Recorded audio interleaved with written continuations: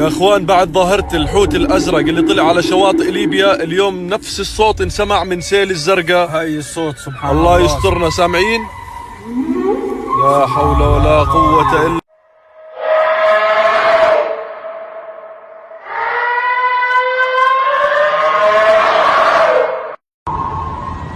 في مصراتها 19-12 الصوت ينسمع واضح على الشط.